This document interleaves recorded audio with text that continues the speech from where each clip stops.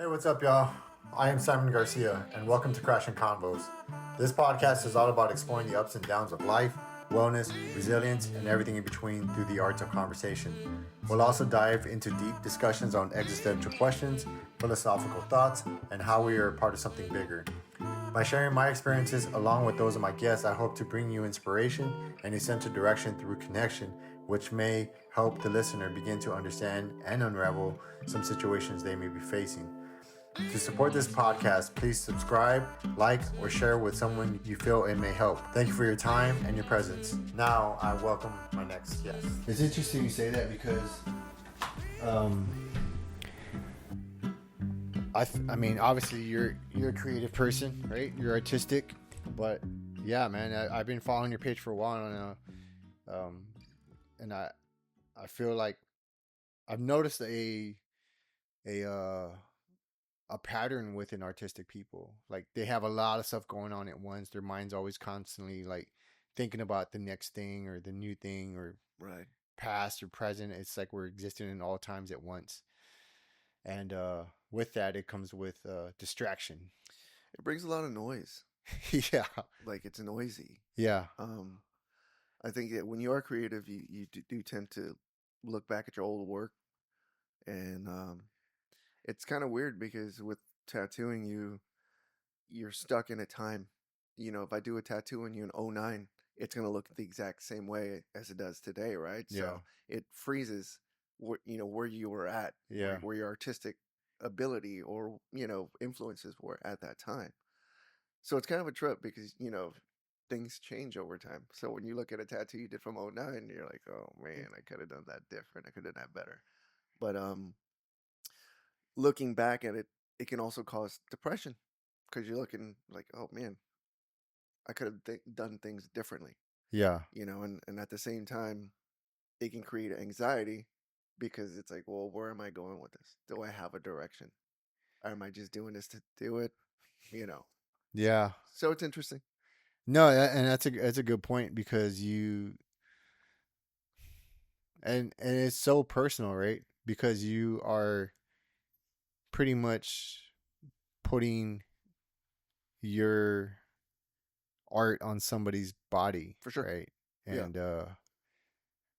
I'm pretty sure that no, I don't think all tattoo artists are created equal, and within that, it's I wonder how many. I mean, you can actually see it right on some people. It's like the person either didn't have the talent or the artistry or the care to actually take their time and Right. really Or their experience. or their experience, right? You get tattooed by somebody 2 years in. It's a different vibe than when getting tattooed by that same person 15 years in, Yeah, right? Because 2 years in, you're still, like in tattooing in particular, you spend your first couple years trying to figure out your tools. mm. If you don't know how to use your tools, then it doesn't matter how good you can draw. Yeah, You know what I mean? Like if I cannot get that thing into skin the way I drew it to be, then it doesn't matter how good the drawing is if I can't apply it to the skin. yeah, So you spend your first 2 years just figuring out what your tools do and how to manipulate them for effects and different textures and all that stuff. Right? yeah, So your first few years, like, yeah, I'm doing a rose, but while I'm doing that rose, I'm trying to figure out how the fuck I can get smooth shading on that Yeah. rose, and it kind of sucks because there's no practice. It's all at the expense of someone else's skin. yeah. Now nowadays they do have that practice skin and stuff like that. It's not the same thing though. No. You know. Yeah, and it's I mean, and not to say it's the same, but it kind of is like mountain biking, right? People when they ride, they you can see their creativity when they ride, Mhm. like how they ride, how they hit sections, and like some. But it's also like people will buy the badass bike, right? And they think that it's gonna make them a better rider, Right. But if they don't know how to manipulate that machinery, then Doesn't it doesn't matter. At the same time, you can get someone that gets a fucking Walmart Huffy or whatever. Yep. Go out there and go and carve everything the fuck out, like Yeah. like they lived on that mountain their whole life. Yeah. Yeah. And I mean, that took me some time too, right? Because in my mind, I call it like chasing the technology, right? Some people will chase the tech, like get the latest this, the latest that. Right. But it's like just master what you have, and then when you get that new tech, you can actually get the most out of it. And then sometimes upgrades are actually downgrades. I see what you're saying. Yeah, because the marketing doesn't really do it justice, or they overhype whatever it It is. doesn't live up to what it's supposed to be. Yeah. It can probably also fuck up your skills a little bit. Yeah. You know, if you got some ground skills and now you got something that's whatever, you know, compensating for, you know, this or that. Oh, now you're going to lose that skill that you once had because you got something compensating Yeah. for it. Or some people will eat shit on their new bike. Yeah. That's real common too. Or Oh, like yeah. where you could probably fuck up, right? Like Yeah. trying to do Oh, the for same sure. technique. Yeah, it's one of those things where you try a new machine. You know, when we buy a new machine, personally, I guess me and my circle, we don't want to pull that machine out on a big project. You know what I'm saying? Yeah. It's like, I got a jammer. Jammer's a small tattoo. I got a jammer to do. Let me pull out this, I'm going to pull out the new machine for the jammer. Because if I'm going to struggle to try to figure out what this machine's doing, I want to do it on a 20-minute tattoo. I'm not trying to do it on a 6-hour session. Yeah. You know, you get it 6 hours in a session. You want to know, you want all your tools to be doing what they're supposed to be doing. And you want to just be in a zone. You know, you don't want to be thinking about, is this tool going to be doing what I want it to be doing? You know? Right. Yeah. Yeah. And so do you guys like have, like, I know like barbers and hairstylists, like they have a mannequin head to work on. Like, do you guys have like some like pigskin or something Now that you you just guys get practice on? what you do is you get hobos. You find hobos. Oh, got No, you. I'm just kidding. Hey, man, You find that homeless seems like people. that seems like the common theme with a lot of different tests. No, man, like really, they have practice skins and shit like that, and they act like skin ish. You know what I'm saying? Yeah. Sort of, but it's not the same thing. Um, for instance, like when you do a tattoo, you put your hands on it and you stretch the skin out, right? And the amount of stretch you do on a 20-year-old is different that you do on a 60-year-old. Yeah. Well, like that practice skin doesn't teach you anything about that. It doesn't teach you which directions you need to stretch in when you're trying to do lines in a certain way. So it kind of gives you the feel of a machine and what it's Yeah. like to put it to something, but it's not like tattooing. Yeah, and then you got like scar tissue. Oh and yeah, all dude. kinds of You stuff. work something too long, you fuck up that skin. Yeah. Damn. And it's kind of it's a small window. It's like if you don't work the pigment enough in the skin, then you have what we call holidays, which means like little gaps that the color's not in. Mm-hmm. You know, and everybody has it on their tattoos. If you have an average tattoo, Mm-hmm. it probably has holidays in it. So you got to work it until that holiday or till you get that color in. But once it's in, like you don't have much time. You can't spend that much time in the skin after that because you'll start chewing it up. And that's how you get scar tissue. That's crazy. So it's a small window. It's Yeah. like, yeah, you're working. Now you got to get the fuck out of that skin. Otherwise, good luck. And if it doesn't happen, like if you have a pigment that's a little difficult or someone's skin is not taking it as nice or quickly as the other ones, you literally just have to stop. You're like, I tried getting this in and it's not quite in there. And I personally tell my clients, like, look, dude, this color is kind of a difficult one. We're gonna have you come back in 3 weeks, and I'll just reapply another layer of it and call it a day. Yeah. And most of my clients totally chill. No, hell yeah, I'll come back in 3 weeks. They love coming back because it's tattoo shop's a vibe. Yeah. It's not like going into Target. I mean, yeah. No. Yeah. Definitely. Not to say Target don't have a vibe. Yeah. Okay. No. And I guess I've never really thought about it that way, right? Like it, because every discipline has its culture, right? For sure. And I'm curious what the vibe is. Like I have tattoos, right? But I did go to the tattoo shop, right? But at the same time, it's also like I'm curious what that atmosphere is like, right? And I'm pretty sure it varies from shop to shop. Yeah. So how long you been doing tattoos? I've been tattooing since 2009. I started tattooing in 2008, but I just said that fucking weird. So I started professionally tattooing in 2009, but in 2008 is when I started apprenticing. That makes sense. So, and I started started apprenticing at a little shop called the Ink Spot on the west side, 151 and 90, right where they connect. Okay. There's a shop there now. Heart of Texas. Shout out to Vince. Vince Cardenas, you know Vince. Yeah, Nugget. Yeah. Dang. So I tattooed. Yeah. It used to be a shop before Vince was in that place. Yeah. Anyway, so after like months of going to shops and taking them my drawings and getting shut down, and them telling me to take a fucking hike, because that's what it's like.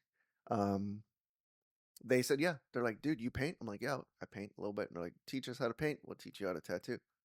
So I kept on showing up, and I was there 5 days a week for 6 months at least, something like that. After work, I had a full time job, and I was working at Harley Davidson. And I'd leave Harley, go straight to the tattoo shop, and stay there until they were pretty much closed.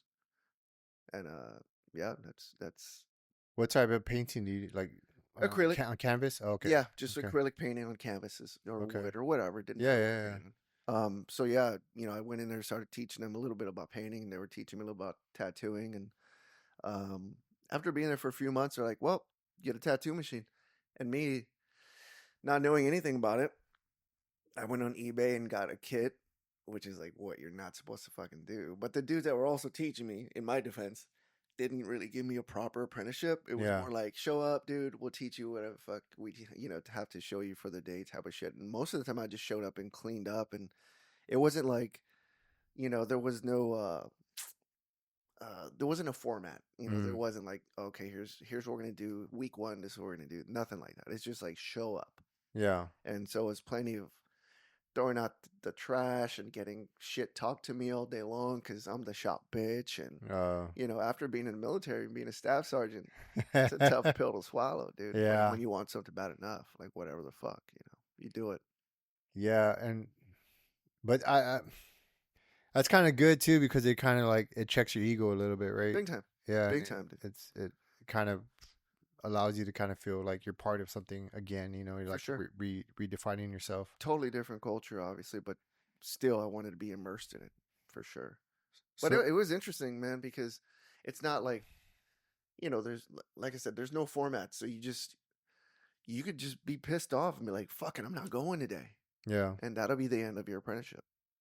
Because, they'll tell you, you didn't show up yesterday. yeah, So don't come back. Fuck off. And that's the end of your apprenticeship at that shop.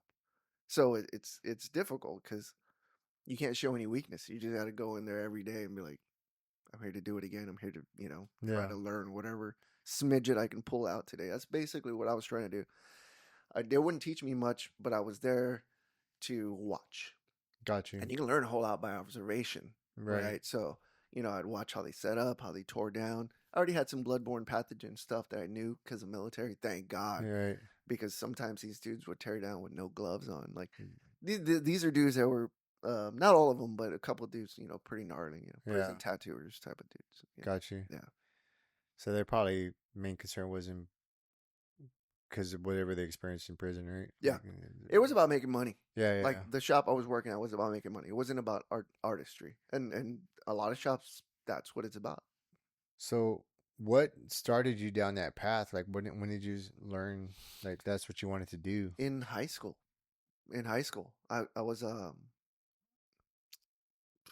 I'd taken some art class. I can't remember what it was, but we did like a gift exchange, and his teacher brought she was the you do that, what is it, white elephant, I don't know, Yeah. one of those games. So she brought me a little acrylic set and a couple little like 8x10 canvases and some acrylic paint. Started painting, and after that that's kind of what got me started as far as tattooing wise, or I'm sorry, painting wise. As far as tattoo stuff, like I've been drawing tattoo stuff since I can remember. Yeah. Like it was always eye catching for me. So I was drawing tattoo designs and tattoo based stuff even before I was like, maybe I should become a tattooer. Maybe I want to become a tattooer. I just really liked the design. Mhm. So I would So I would spend a lot of time drawing, painting, tattoo shit without without even thinking, oh, maybe I should become a tattooer. Maybe I really like this. I was just doing it because I loved it. And that's pretty fascinating that a gift kind of put you on that path. I mean, you were probably doing other things like when you were young, like you were saying you were kind of drawing. Yeah, I've been before. drawing since I can remember. And what kind of drove you down the path of like Japanese art? You remember back in the day where you would you go to the flea market and they have like the Chinese stars and the Yeah, nunchucks and shit like that. dude, I got fucking nunchucks in the There you garage. go, bro. Like, nunchucks, man. So it was a little bit of that, man. I had a fascination towards like, the Asian culture Yeah, since Bruce Lee. yeah, me too, man. It's like so, and then there was like those shitty movies like American Ninja and like the Van Damme movies and shit like Yeah, that. And they always led towards ninjas and all that shit. And it's mind blowing to me, yeah, because we grew up in Mexican culture and Texas culture. Fucking Asian, like yeah, ninjas. That's a fucking world yeah, away. Are you kidding me? So it was always mind blowing, dude. yeah. And then me and my brother, I don't know if you remember this, but there used to be like a little movie theater near there in the West Side, near La Fiesta, which is what 24th in Castroville or something Mm-hmm. like that.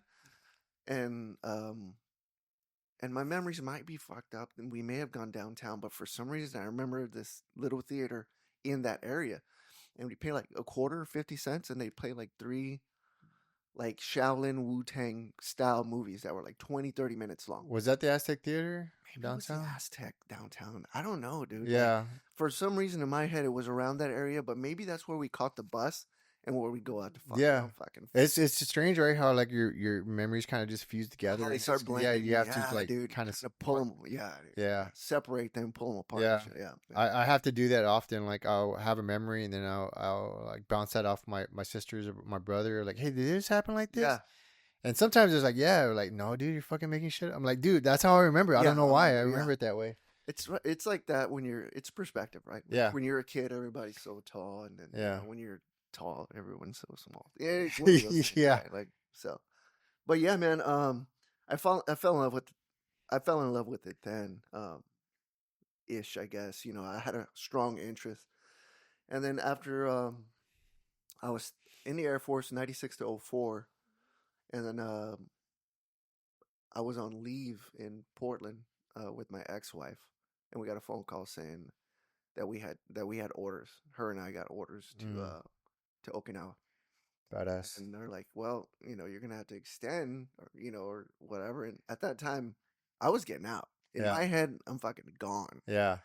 But the opportunity came to go to Japan. When the fuck are you gonna live in Japan on somebody else's dime? Hell yeah, man. And then I knew once I was in Japan that there would be, I knew we'd go other places. Mhm. So yeah, man. Went to Japan, and obviously, uh, everywhere you turn, there's food dogs and shishi dogs, and there's all this cool symbolism, all this esoteric like symbols Taoist like philosophy. yeah, and man, it's cool, to live Yeah. there every day. Like I'm in Japan, like I don't think there was a day I didn't appreciate it. The smells and like 3 miles from a beach constantly. So Yeah. we're always at the beach. Fantastic. I didn't get to. I've only been passing through Japan. I still want to go because for you, like you, like I was influenced by Asian culture, like growing up. Fucking like I say, I got nunchucks in the garage and like took different martial arts along the way and stuff. And I've always had a fascination. I have all Bruce Lee's fucking movies still like Hell over yeah. here. I Yeah. haven't watched them in a while, but after this. But even like Taoism, Confucianism, like Buddhism, like all those different things, I'm pretty fascinated by the philosophies of it, right? Right. And I kind of take some of those ideas and kind of apply them to my life, right? Kind of take a little bit of everything, right, to try to grow and understand this fucking crazy world we're in. Yeah. But I think it's cool that you had that mindset to, because I found it. I don't know. This is for you, but I had. For a while, like I was struggling, and I think it's like trying to let go, and I didn't realize at the time, and it still took a while, but trying to let go of what I thought I was connected to, like in my, like not leaving the neighborhood, right? And it was just like wanting to get out and go back home, because I felt like that's where I belonged or whatever, right? Mhm. And there was that attachment. But I think it was cool for you to kind of have that mindset, right? To be like, you know what, when am I gonna go to fucking Japan again? As opposed to be like, I'm getting out, I'm gonna go back home or whatever. Right. And I'm not trying to put my thoughts in your head, but I wonder if you struggled with that, like, that being homesick or what have you. It was, Family. obviously, like being born on the West Side, or raised on the West Side, hardly ever left the West Side Yeah. type of shit, right? It was like the idea of joining the military was scary, Yeah. obviously, right? Because you hear all this shit, you see all this shit, and the military people get blown up all the fucking time, Yeah. unfortunately. But so there was that fear, but yeah, the simple fear of leaving the hood. You know Yeah. what I'm saying? But it did not supersede my curiosity of wanting to see what else was out there. Awesome. And I felt like the people that I didn't like in the hood were the people that didn't leave the hood. Hmm. You know what I'm saying? Yeah. Like whenever you talk to someone and they're like, "Oh yeah, fucking, we took the bus to Nordstrom. Oh, nah, I want to go to the, River Center, bro. Yeah. And it's like, I don't fuck with this dude. Like, I want to talk to people that know something Yeah. outside of this little circle type of thing. And it wasn't conscious, Right. It just I knew in my brain, I didn't like, I didn't like that conversation. Yeah. People that were just kind of like stuck. I didn't like that. Yeah. There's like that tribal, like, this Yeah, is, I'm only gonna stick to this. for sure. And I still run into that sometimes. And the idea, right? It's like I've talked about this before, like never change. Yeah, Like you fucking change, bro, or whatever. yeah. Like, and at Change is one, good. yeah, but at one point in time, I allowed that to kind of like, Permeate. yeah, and then like kind of restrict me, and then after a while, it's like it kind of hurt, right? For sure. And it was just like after a while, I was like, no, fucking change is good. Right. We are nature, right? And change, nature is always changing, right? And Right. that's the only way you grow. If you stop growing, you're dying. Yep. Um, Impermanence is what the Buddhists call it, right? yeah, Yeah. yeah, Um, yeah, man, it's interesting because like we all try to avoid change, and I find myself doing it too. yeah, And when like you end up stuck. It's yeah. like why do we try to avoid? Why are we so scared to change, right? And because obviously there's only growth that comes from a change, Mm-hmm. and well, and you're either growing, I guess, in a negative way or you're growing in a positive way. Hopefully, it's a positive way, but Right. you know, uh, but being stuck in a mode, in essence, is I don't know, man. It's like isn't that like your coffin? Isn't that like your first nail in your coffin? Just Yeah, saying, all right, this is who I am, bro. Like ain't no going yeah. back, bro. This is who I am. Like what? That's it. So I that's all there is to it. I know, dude, and to each their own. But like I've said this, like I don't know if I said this on the podcast, but I used to say stupid shit like when it came to like drinking, right?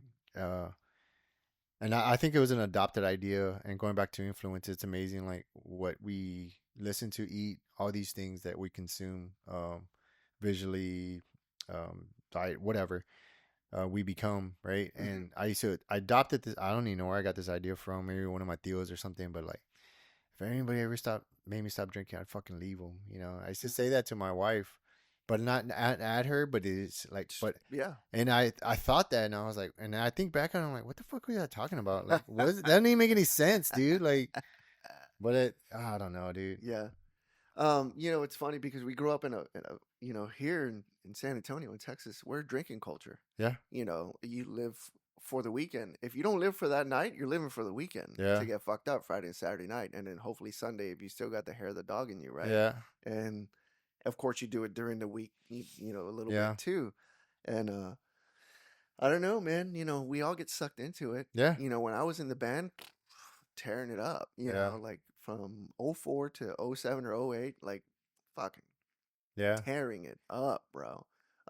Which is kind of good for, in some instances, like yeah, as weird as it sounds, a little bit of alcohol kind of helps with songwriting. yeah, But, getting a 12 pack in and being 4 in the morning, I'm not writing any fucking songs. yeah, You know what I'm saying? I'm just fucked up, yeah, and which most people are, so. Um, to try to evolve from that drinking culture is tough, yeah, to try to break that mode. And I'm still working on it, yeah, Um, yeah, there's points in my life where I'm pretty sure I was alcoholic. yeah, And if maybe I am now, I don't know. I mm-hmm. do know that I want to drink. Like I do like to drink every fucking day if I can, but I Yeah. know that it's not good for me, so I chill. You Yeah. know, but it's like I want a little buzz. Yeah. What's wrong with that, right? And that's how it starts. Like one beer ends up being 3 beers, and there you go, right? Yeah, and no, in a way, am I saying it from a judgmental standpoint, but it's also like an understanding and an awareness. Like when I had to put like I had to like make a conscious decision. Like, all right, I'm gonna put this to the side and figure out what's going on because I don't know what's what, right? So when you're troubleshooting, right, and with anything, it's like, all right, let's take away from it and figure out like what the baseline is. Right. And it was interesting, like how uh that path led me on an awareness to understand and kind of look back at like myself and like my actions and everything to that point that I started to understand like, man, I thought I loved this thing, like not alcohol, but like the Cowboys, right? We grew up with the Cowboys, fucking I'd be on deployments wherever, and I would fucking like be up fucking tired at work the next day because I'm trying to watch the game. Yeah. And my wife and I would get like in arguments over like the Cowboys, like not over the Cowboys, but they would lose and I'd be pissed for like a week.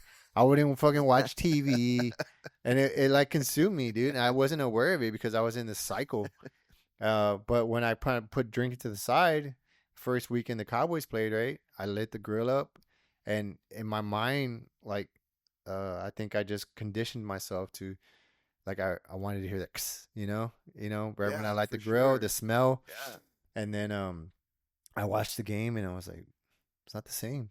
And then I realized within like a few games that it wasn't the Cowboys I loved; it was the drinking. Then the ritual I created around drinking. Right. And then that kind of started to help me understand. And like, I don't even watch the Cowboys anymore. I Yeah. haven't like 5 seasons. But and again, I'm not saying for just because I had a lot of good times drinking, Right. had some bad times. Yep. But at the same time, and it helped me bond and things. But it's with, and I've come to understand like with any, like whether it be smoking, whatever, the difference. And I read this in a book. The difference between a drug and a medicine and a poison is a dosage. So it's like trying Yeah. to reestablish that relationship with whatever it is. Right. Because pharmaceuticals, like nowadays, like even though it's prescribed, people abuse the shit out of that. Yeah, for sure. And either way, I guess I stay from the standpoint of understanding, right? Mm-hmm. And each person has their own path, and wherever when they make the decision, whatever the case may be, I mean, Yeah. that's part of it, right? Right. Yeah, for me, it's an everyday decision. I get home and I decide whether I want to drink or not. Yeah. And I know one beer usually becomes two. So in my mind, I'm thinking to myself, do I want to have 2 beers or not? Yeah. So when I equate it that way, it's easier for me to say no Mm. because sometimes that second beer becomes a third. Yeah. And for me personally, I don't go past 3 beers lately. But so it's easier for me when I think about it that way. Do I want to have 2 or 3 beers? Yeah. Or do I not want to drink at all? Because I never have one. Who has one? Yeah. Right? So, and lately that's been my, how I kind of lay it out. And I Yeah. try to make that decision as I'm turning my car off and walking in my house, Yeah. and it kind of trails back to the type of day I've had.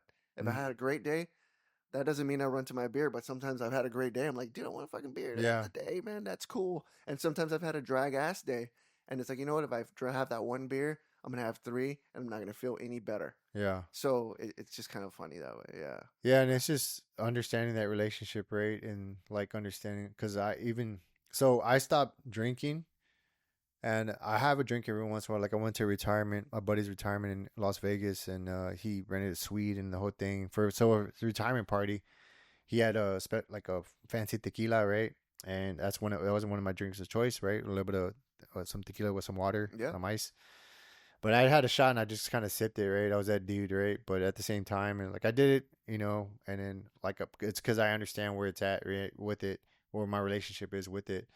But also it's yeah, it's to each person's like path and what they is it affecting their life, right, in a negative way when they drink. So I mean, obviously, health wise, there's a lot of studies that have come out about alcohol and the human body and all these things.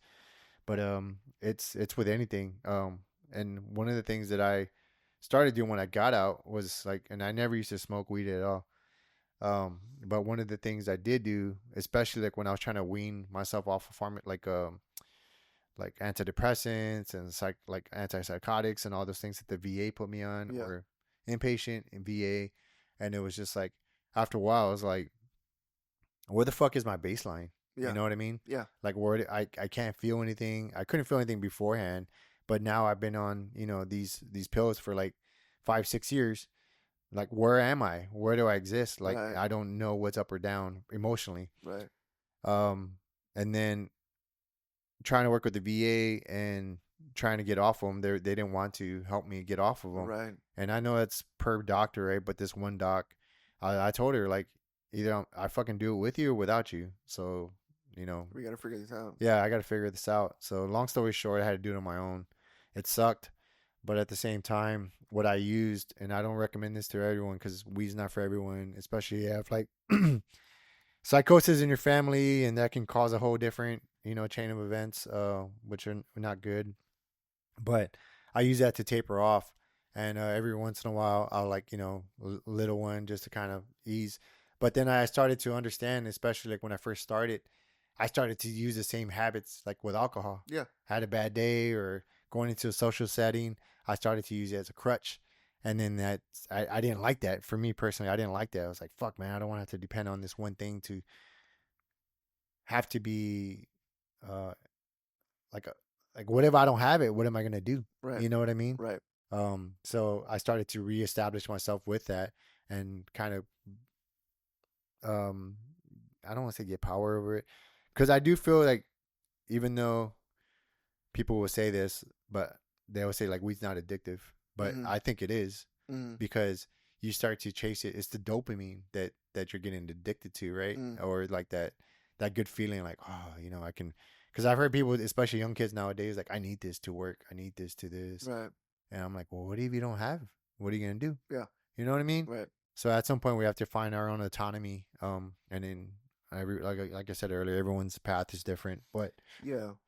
I've never at this point I haven't seen any VA doctors yet or anything like that. But from what I do understand, that they do have, it's kind of the American prescription, yeah, style of treating patients or whatever. And yeah, man, that's a tough one, dude, because no doctor's gonna be all right with saying, all right, well, stop taking my pills, start smoking some weed, let's see what yeah, happens, because it's reckless to them, right?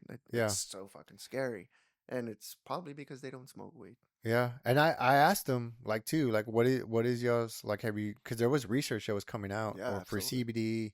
CBD, like cannabis or what Uh-huh. have you, Uh-huh. and they didn't even want to have the conversation, or at least she didn't want to have the Yeah, conversation, for sure. and you could tell like they were restricted by, or all she said was like there's not enough sufficient evidence to cover it, and that may be true, And but is it that, or is it that she hasn't looked up the sufficient evidence? Because there's a lot of fucking evidence out there saying that it helps people. You know what yeah, I'm saying? yeah, and that's true too, because I'm finding that, like, so my wife, it's a whole thing, but she has been going to school for like Chinese medicine, and she's working on the board exam, so acupuncture, and that's a lot of things to sustain me. Right. So kind of going back to Asian culture, right?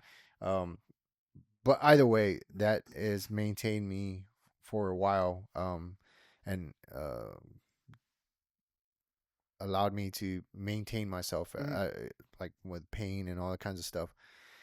But I am learning through her, as well as other physicians, whether in Chinese medicine or acupuncture or other like PCMs or anything that I talk to, have conversations with, that there's a lot of that.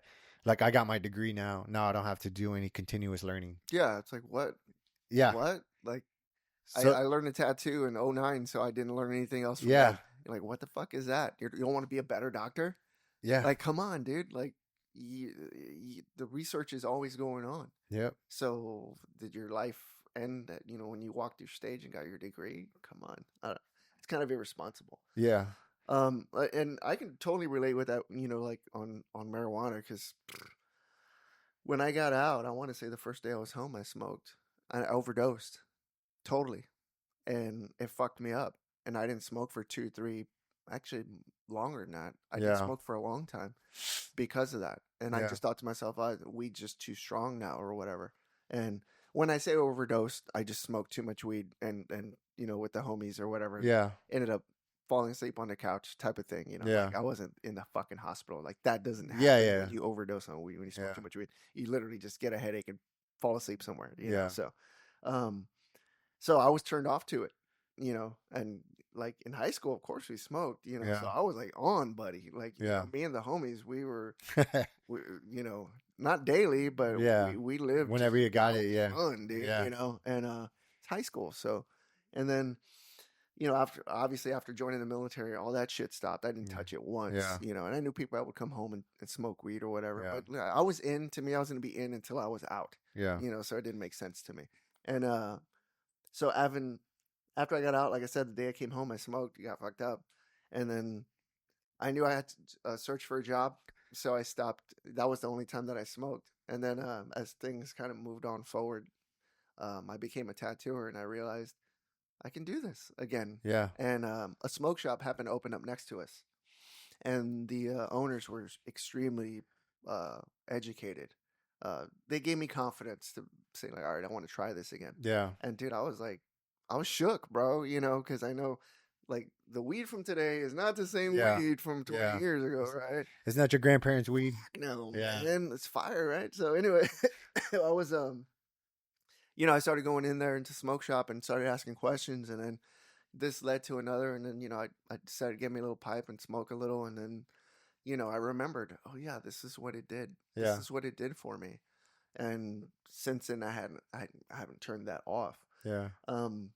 What you were saying about habitually, or it becomes addictive, I agree with you there for the most part, but I believe it's because I don't know if people actually get addicted because there's no chemical composition, but I believe that we become so ingrained in our habits, like we become so habitual that it's hard to turn off. Yeah. You're like, bro, I'm used to walking in and lighting one up, and if you do that for a year, it's gonna be really hard to day one from the next, you're like, all right, today I'm not going to smoke. It's like, bro, you did it every day when you walked in your house. It's your habit. Right. And it's a hard habit to break. And I feel, again, that it's not addictive because I personally, when I decide that I'm going to quit, I'll quit for a while. You know what I'm saying? Like, I'm not going to smoke for a week. And yeah, do I get the urge in that week? Of course. And then I'll decide, maybe I'll wait, see if I wait another day. Yeah. And then that becomes a week. And then after a week or so, I'm like, okay, I'm good. Yeah. Bring my tolerance down and then go and getting a little bag of weed. No, that's fair. That's a great point. And it's not like, I guess I should clarify. It's not, I didn't mean like clinical addiction. Right. But I'm sure. Yeah. Habitual though. Yeah, definitely. Strongly habitual. Yeah. Bro. Yeah. I'll say this, that like I mostly go and smoke in crack the garage, right? And toke little bowl or whatever, right? I have to put the kids, to bed or whatever. And even when I run out, put the kids to bed, I go back into the garage. And I'll just kind of sit in my garage and we work out in the garage, me and my wife and stuff. So, I'll sit around in the garage, look around, arrange something, come back in the house. Yeah. I'm just so used to going into the garage to smoke. Yeah. So I'll walk in there and I don't even have to smoke, but it's part of my habit. So I'll fuck around in there and come back out. Yeah. And obviously I don't feel like I smoke, but I still kind of fulfilled my habit of walking out into the garage to whatever. Yeah. To exist or whatever. So. No, yeah, definitely, and it's beneficial on many levels. I'm not a fan of vape. It has like a gross feeling for me. Right.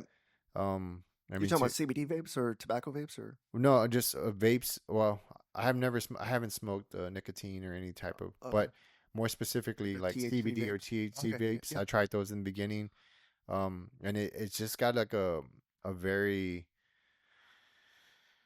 like it feels like it drags me down. Like like you get the good hit or like the feeling.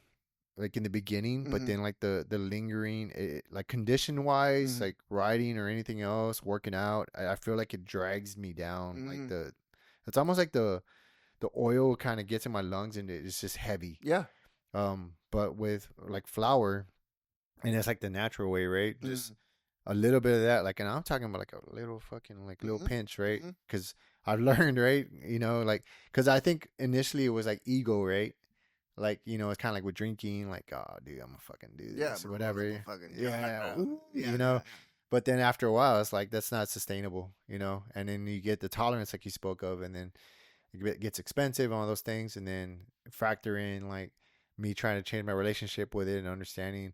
And I think because I had an awareness that I didn't know where that line is, and it's like trying to just have my own autonomy and be self sufficient. Because if I don't have that one thing, then what am I gonna do? For sure.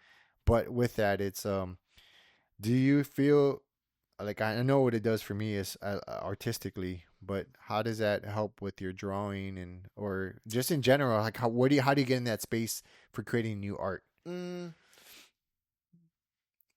I could draw whenever, obviously, right? You like I haven't smoked this morning, but end up pull out the iPad and work for hours on it right now. So it's no, I think it's more about how it helps me is help like in art you learn all these rules. You got to do this, you got to do that in order to make composition balance, color balances, all this stuff, right?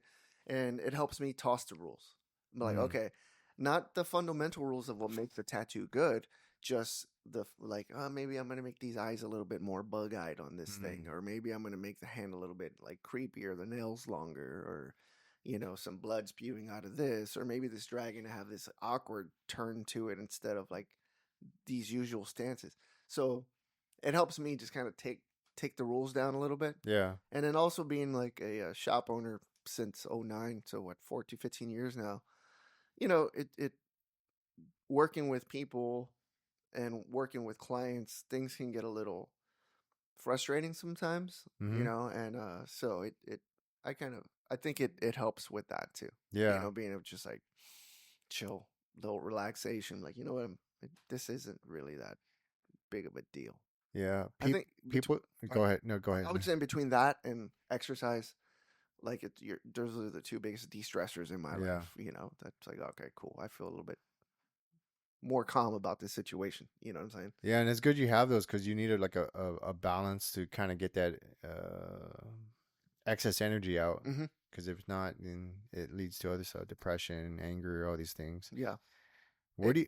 It's nice for us too at the shop. I didn't mean to cut you off. No, you're good, man. Because most of the guys at the shop, at my shop, particular smoke. So it's nice to powwow.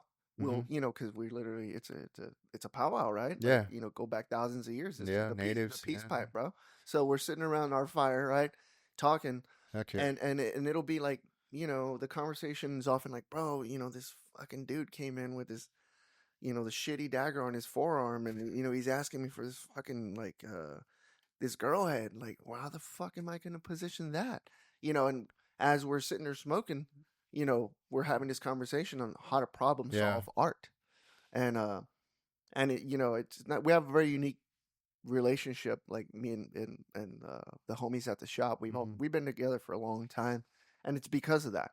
Because we're the ego, like, fuck that. Yeah. It's like we're not scared to push our iPad over to the next dude and or girl and be like, yo, what do you think? Like, Yeah. I'm having trouble with this thing.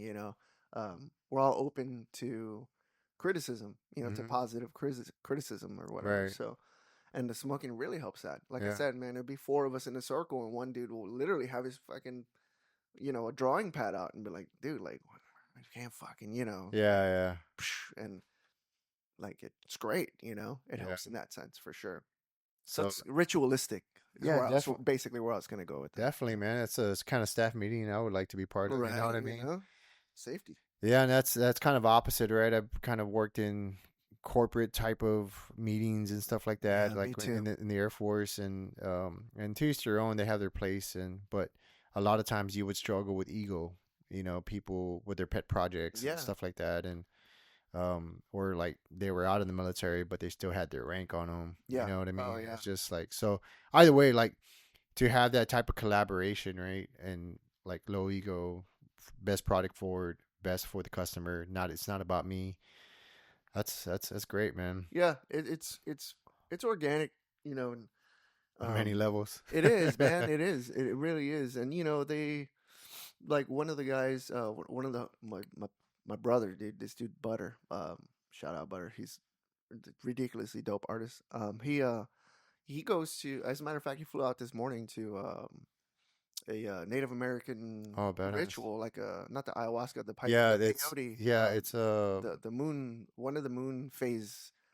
They do it 4 times a year. Hopefully, I'm not fucking this up, but it's like 4 times a year.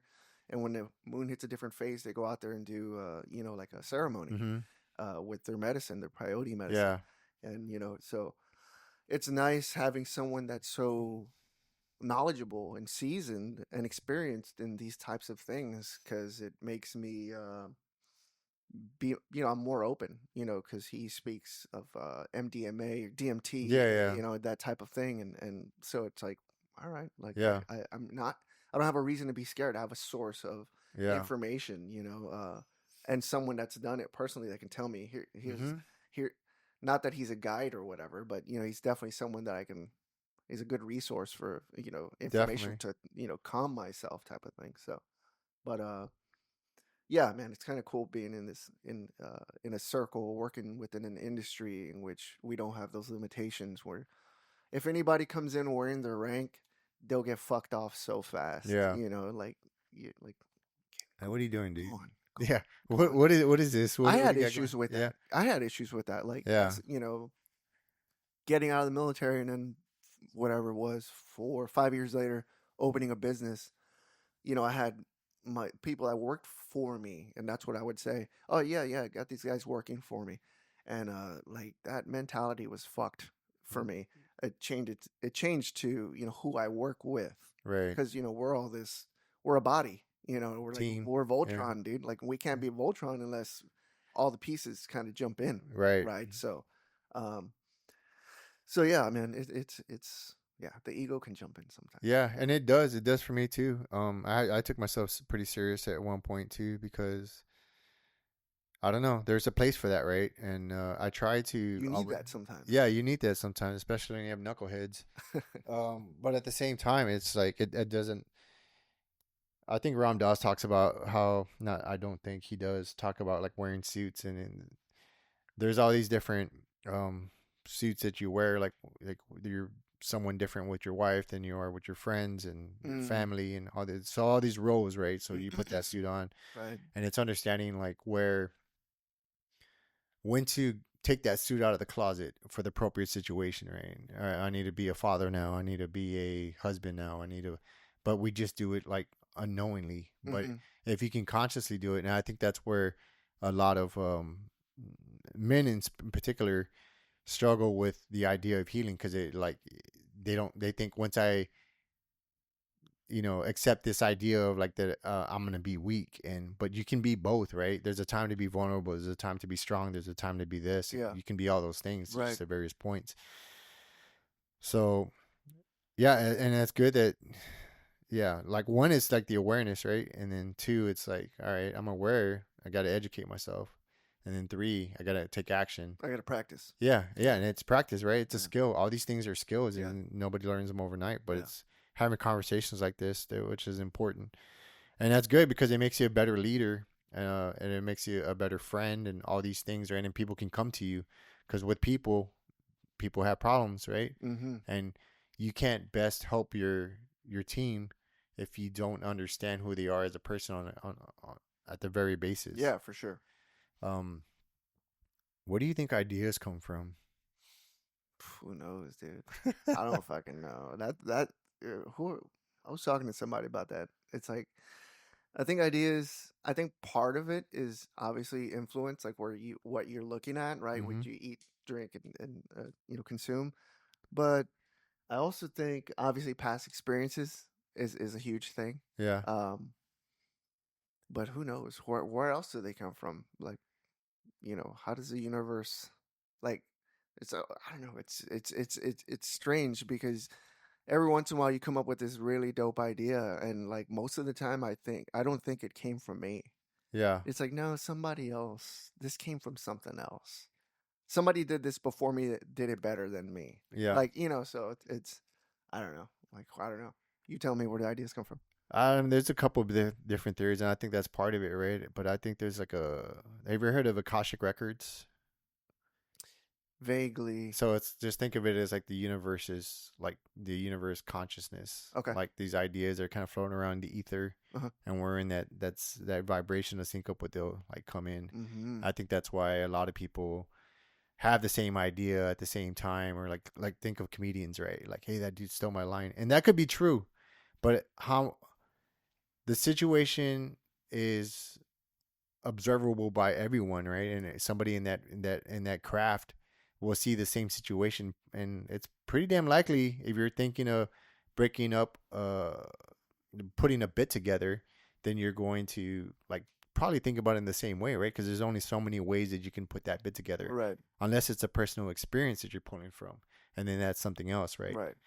But yeah, I mean, it's just this database of information that's always existed through time. That energy doesn't die, right? It just kind of changes forms, and I feel like that's one of the places. You have to be in the right mindset too. Yep. For good ideas. Yep. You know, it's rare that I'm like I don't think you can be sitting there with your fucking stank mind. You know, to be sitting there like, oh fuck this, Yeah. blah blah blah blah blah, and then you're gonna get like some dope idea all of a sudden. Yeah. Like I think you really have to have the right mindset. And I'll tell you what, dude, driving a car, I drive 40 minutes, 45 minutes from Bernie to San Antonio every day. Mm-hmm. And, some thoughts happen. Yep. You know what I mean? Being in a warm shower, thoughts happen. Being in a fucking car by yourself, thoughts happen. Mm-hmm. And sometimes shit just like subconsciously happens, I think, like in the sense of I'll wake up and have, you wake up, you have a song in your head. Mm-hmm. Same shit, right? I have an idea. It's like, man, was I thinking about this while I was kind of falling asleep, or was I dreaming about this? But I got this idea, so. So those are good. Driving is a good one, especially like if I'm trying to process something. Like I just kind of, let it kind of flow out. Mm-hmm. But I noticed that a lot of ideas come right before I'm about to go to sleep. It's just like, and most of the time I'm too lazy to get up and write it down. But bro, Tesla, Nikola Tesla, Mm-hmm. used to sleep like in a chair like this, right? Yeah. And on his writing hand, I don't know, left or right, I'm assuming his right hand, he had a pen and a pencil. I'm sorry, pencil and a pad or whatever. And on his left hand, he would keep basically like ball bearings or like stones or something, Mm-hmm. and a metal bowl underneath the stones. And he would sit there for his nap. And right when he'd start falling asleep, going into that weird, Yeah, the theta state. What is it called? I think it's theta. Theta. So right when he'd go into that, your hand relaxes, the stone would drop, it'd wake him up, and what thoughts he was having, he'd immediately go to write. Oh wow. And I think like that's such a fucking cool practice. Yeah. I don't know how long he did it for or whatever, but I'm like, fuck, dude, because I've had some what I thought were pretty profound ideas, Mm-hmm. and you wake up and they flee. Yep. And you're like, what in the shit, right? Yeah. And this is gonna be a weird one, but I was telling my wife this one the other day. Go for it. I had one of those the other day, and it's gonna sound completely stupid, but the only thing I remember was I was thinking about a new design for a shovel, and it was like a shovel handle, Mm-hmm. and in my Thetos I think it was theta. mind state, it was just weird. I don't know whether I was designing a new shovel handle or what, but it in my mind state it was golden too. It was like a gold handle for some fucking reason. Of course, some decoration has to go Right. in there. Of course, throw your artistic flair in there. Yeah. But and I don't know whether it was the hand positions or the length of the shovel or what was different about the shovel. But I went into a whole different shovel design, and I woke up and I was thinking I had it in my head for about 2 minutes, and then it totally split. But it made sense for 2 minutes. I wonder if like afterwards I could draw it, because when as you're talking about it, I used to do a lot of shoveling in the military, and I just said that. Yeah, I used to fucking shovel the shit out of stuff, bro. Dude, especially civil engineer, plumber, dude. Oh, okay. So I spent a little bit of So time I was a cable dog. Okay. Yeah, so we're always fucking digging trenches and shit. Yep. But in my mind, I saw like obviously a shovel was very straight, and then the So the handle would be the end would be here, and it would do this, and then out, so you can grab it. And I don't know if that's what you saw, but I can't don't remember. fucking know. Either way, but it's just an example of how Nikolai, right? Like if I could have written it down or drawn it on the spot, I would have done that. Yeah. Because it was mind blowing at that time. I had another buddy that said that he like the baby bottles that straight baby bottle laid on its side, right? Yeah. Okay, well now grab that same baby bottle if I can break it off in a 45. Okay. Right? They have those baby bottles that tilt up, right? Okay. So that like the milk goes down to the baby and they don't have to have. A buddy of mine said when he was like 5 years old or something, he's my age, so this is like 45 years ago almost. Okay. Said that he woke up one day and had that thought, like, how come baby bottles aren't twisted up? Because he had a little brother at the time, and I guess he would have to help his little brother tilt the bottle up, and it probably pissed him off, right? Your little kid, fuck with his little thing, right? And so he asked his mom, how come they don't have baby bottles that tilt? And of course, she was just like, shut the fuck up. You're 4. Shut the fuck up. I got time for this shit. I got time for your brother's crying, right? Yeah. And he said, like maybe 10 years down the line or 5 years down the line, he goes to they go to the grocery store, Walmart or where the fuck, and he sees these tilted bottles, and he looks over at his mom and he's like, do you remember when I asked you about this? And she's like, I do. Yeah. She gave him props for it, right?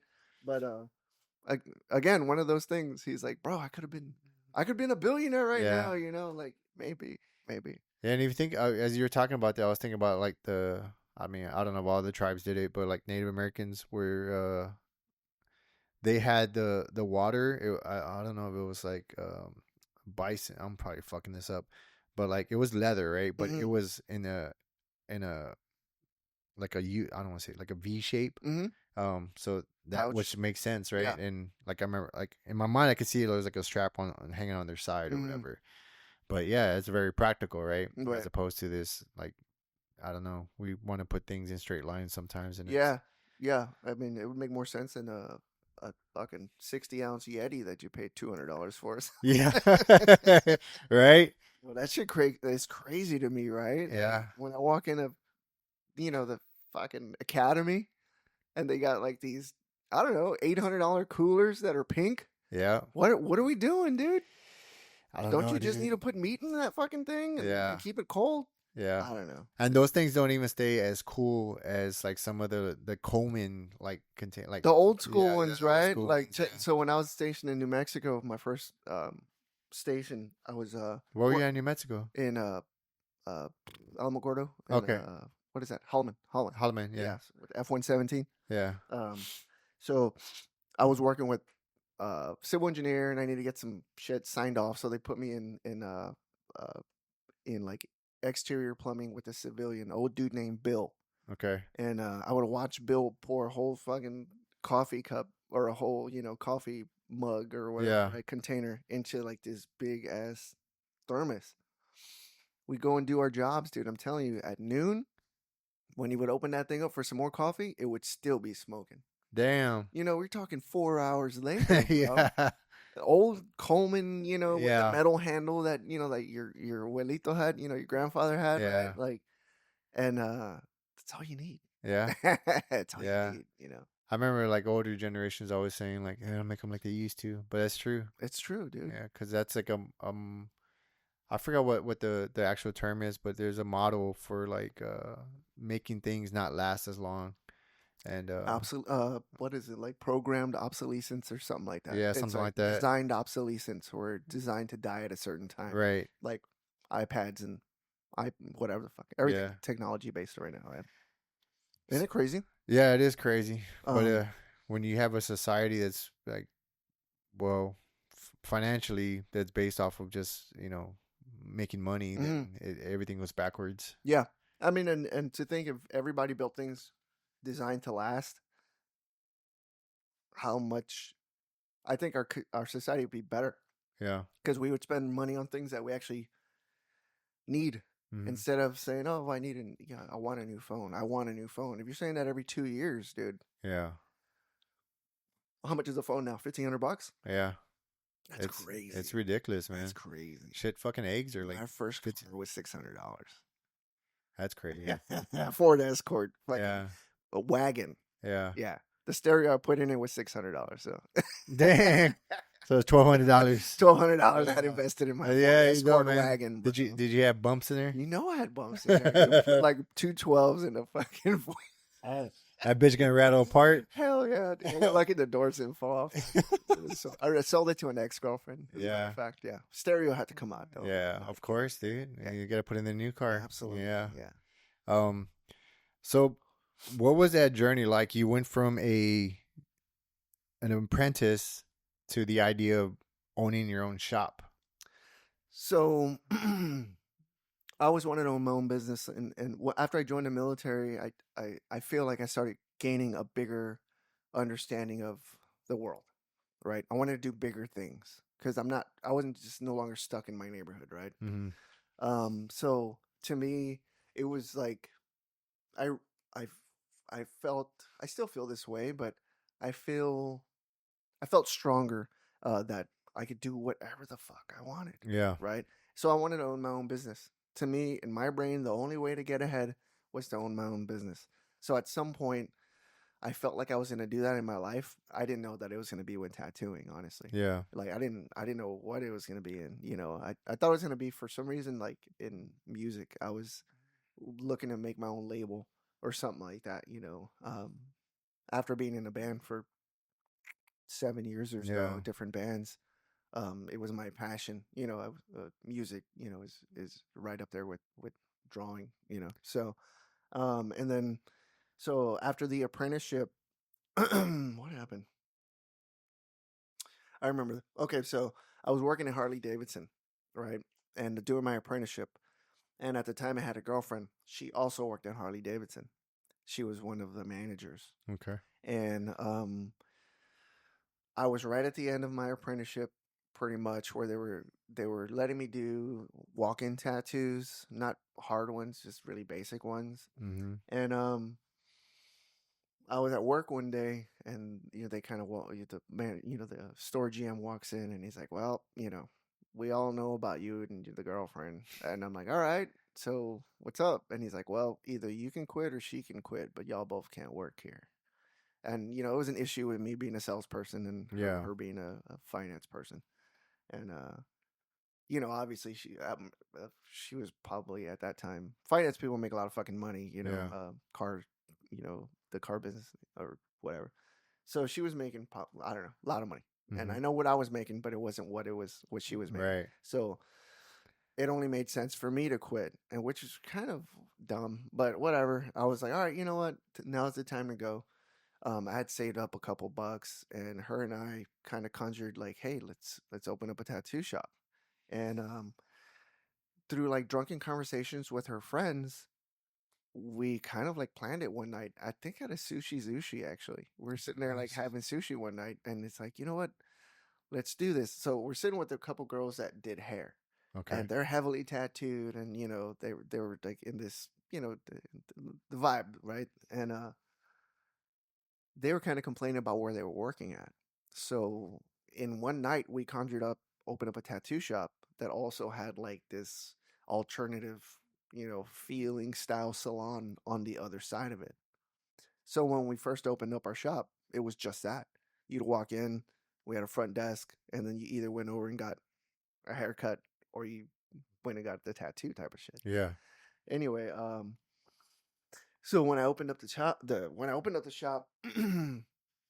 didn't have much skill. My idea was, I'm going to hire dudes that have skills, and I'm going to learn from them, and I'm going to take on the type of work that I can take on. So I wanted to kind of like baby step my way into being a full-time tattooer. Yeah. And that's pretty much how it worked out, with the exception of everything's going good. We've got 6-8 months in, the shop's doing all right.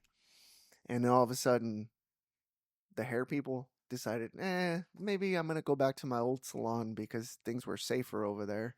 And I'm not sure if that's what the thought was, but that's kind of how I saw it. Mm-hmm. And then the two tattooers that I had working for me, one asked for a ridiculous fucking raise, and I couldn't. Right. I'm like, I can't give you 80%, 90%. That doesn't make sense. Like, right. I'm not making anything then. And then the other tattooer, I think had a sense that we were struggling, because him and his brother walked up to me and they were like, 10 grand and we own half the shop. And I'm like, take a fucking hike. Yeah. Sorry, I got more invested. No. Yeah. So he quit. So all of a sudden I own a tattoo shop and it's just me in it. Whoa. Yeah, dude. So it was kind of fucking rough. It was like maybe about 3 weeks, a month, and it's just me tattooing every day. And then there's things coming in that are well beyond, like, past my skill level. And thankfully back then I was just like, you know what? That's kind of not what I do. I didn't want to say that's not my skill level. I was just like, I Right. don't know and I think you should go here. And there was about 3 or 4 shops and people that I was referring uh clients to Right. when they were asking me for stuff that I couldn't do.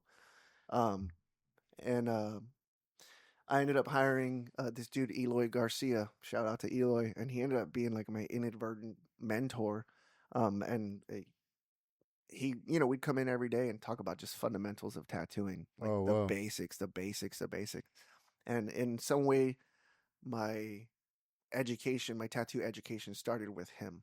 Like my actual tattooing started sometime before that, but like the history and the respect Yeah. and all that came a little bit afterwards, which kind of backwards, but either way I still, Was- obtained. So You know that saying is like when the student is ready, the master will appear. yeah, yeah. Yeah. And when Eloy walked in, man, I saved my career. I think it saved the shop. It saved the idea of what FleshElectric was gonna be. I always wanted to be a high end shop. I never wanted to be a turn and burn type of shop. Mm-hmm. And in my eyes, in my idea, he helped that. Like Yeah. it was because he came from a super grounded tattoo situation. Like he worked with like some of the best, and in my opinion, some of the best. And then they worked with like some of like the pillars of tattooing. Like Eloy worked with Weldon, and I believe Weldon worked with this dude Dave Lum. Dave Lum worked with this other person, uh, Rollo, and Rollo worked with Ed Hardy. So Oh, there was wow. there was like this very 5 degree of separation Yeah. between me and Ed Hardy or whatever, and I think that that's fucking huge. Like Eloy was huge in that sense. And anyway, um, yeah, once I hired Eloy, to me, I felt like the concrete dried. Mm. It's like, okay, I'm doing this for fucking ever. So I learned as much as I could while we worked together. We probably worked together for about 3 or 4 years, maybe. Yeah, Whoa. yeah. That's pretty awesome because I've been learning through my experiences and the experiences of others, like when it seems like when tragedy strikes, right? Or like, and that's probably a bit dramatic, but in it's all subjective and right Yeah, yeah. in that experience. If the people that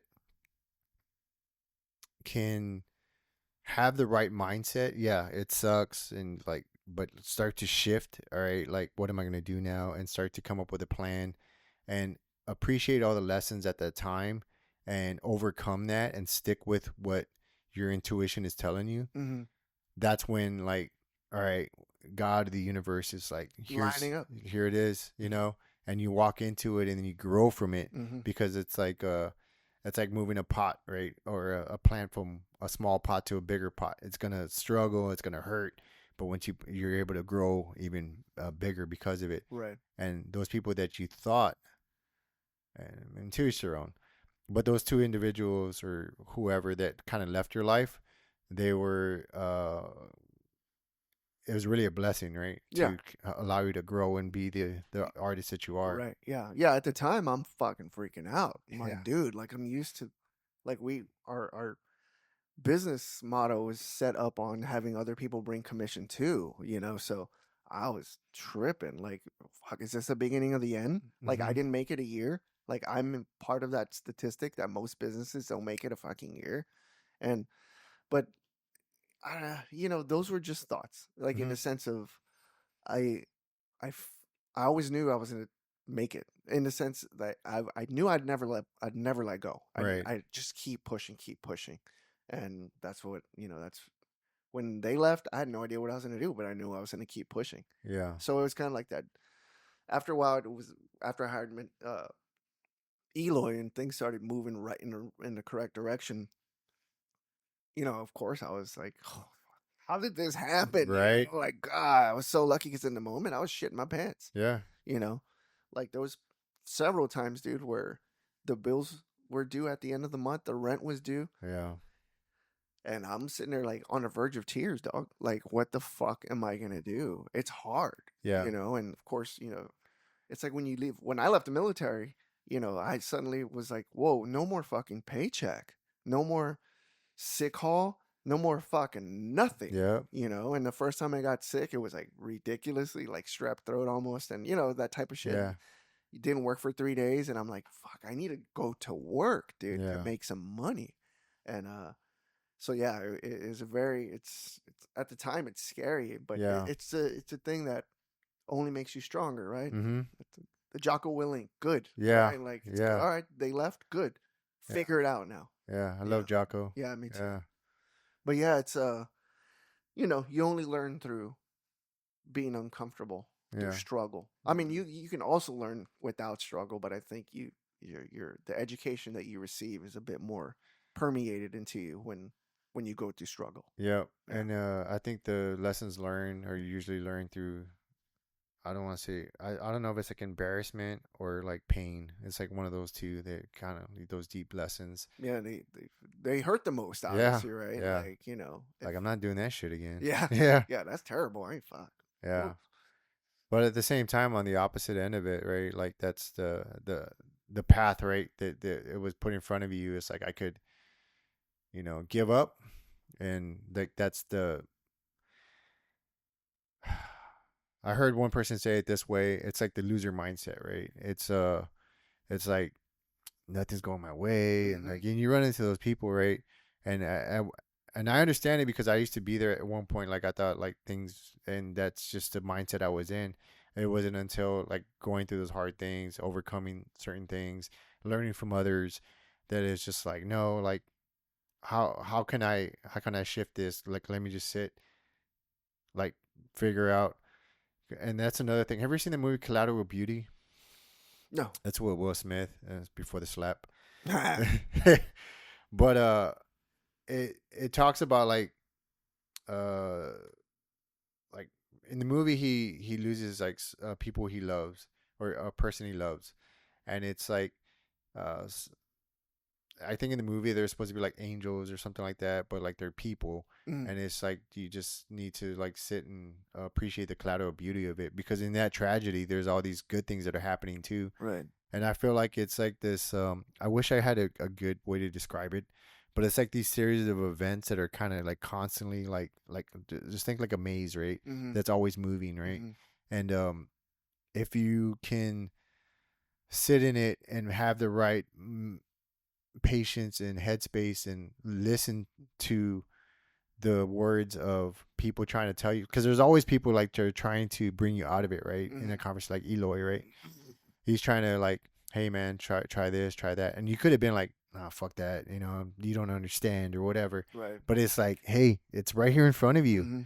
So if you can kind of see those, like in football, right, when the hole opens up, you run through it or walk through it, right? But if you're not aware of paying attention, dude, it's gonna fucking pass you. It's gonna keep passing you. It's like these things that are moving, and you got to wait for it to all kind of go right through. Yeah. And they're always there, but it's just, I mean, it's hard, right? It's hard while you're going through it. Right.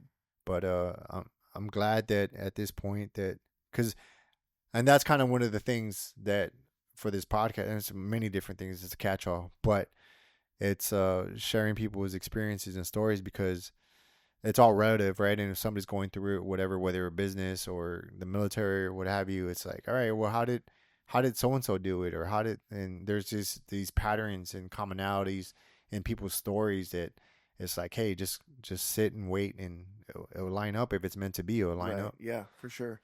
Yeah, it was weird, man. Like when you're right now talking about the military, or I had this thought about getting out, and it was getting out of the military was terrifying, because I knew that in order to hook up where I needed to be after I got out, that it was going to be one of those things where all the pieces were going to be moving, and I needed to be aware of where I needed to jump in. Right? It's like, Right. what is it? jump rope, right? Yeah, like It's like yeah, fucking jump like rope double with, dutch. like fucking 40 ropes though. You know what I mean? Yeah. Like, and I got out at a, what I thought was still a decent time. Like it was '04, so the economy, like the economy crash didn't happen for years later. So the economy was good. Like we did like I think it was an okay time to get out. Mm-hmm. But like it was one of the scariest things, because I went from having everything, or not everything, but the military Comfortable. yeah, dude, Yeah. and having a higher rank, or a decently, somewhere in the middle of the ranks. Yeah. And getting out was like, what the fuck am I gonna do? Yeah. Like, what is next? Like, I literally was in the newspaper looking for jobs.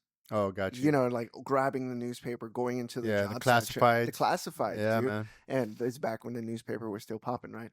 And online jobs, like it was a thing, but the newspaper was still kind of reliable or whatever. Anyway, so uh, I took a job doing this, like for this pool company, and I went to the job site and realized that it was fuckery from the beginning. Like I've been on a lot of job sites and realized that this one was fucked up, and I walked off. I was there for 10 minutes. I'm like, can't do this, and I sat in my car for about 20 fucking minutes after I walked off that job site, confused, scared. I didn't know what the fuck was gonna happen. Yeah. I don't know if I had made the worst mistake of my life. Like I had all these thoughts, dude. Like, what's happening right now? What did I do? And some regret was kicking in. I'd be like, I could be fucking Hawaii right now, dude. Like, at my next duty station. And yeah, man, it was tough. And I when that job just kind of fell apart, I pretty much took the next job that I could take, right? And that was porter at an Infinity dealership, Got you. at a luxury car dealership. And I didn't even know what porter meant, dude. I just know that they were hiring for a porter, right? And it said something like they're doing interviews on Monday, 9 o'clock, show up. What is a porter? I don't know what the A fuck. porter's literally the dude that like grabs the car and drives it to the back. Oh, got you. He's a dude that if it rains, they mop the outside drive. It's mostly service. Yeah. Right. So they're the do it all, right? Maybe some porters get paid decent, but this particular job, it wasn't much at all. I'm talking like, I think it was like $7 an hour. Mm-hmm. So I go in for this job, and I'm dressed in a suit. I was the only person dressed in a suit. Everyone else is like in long sleeve shirts and shit like that. Yeah. I'm sitting down and having this interview, my first interview, and in the interview, she was like, "You're overqualified. Why are you sitting here right now?" And I'm like, "Cause I need a job." And I got lucky because she was like, "Well, you're overqualified. You're the only person here in a suit," which like blows my mind. So we're gonna hire you, but there's gonna be an opportunity in 3 or 4 months. I can't tell you about it, but you will be qualified for that job, and we'd like to hire you for that job, but I can't tell you what it is yet.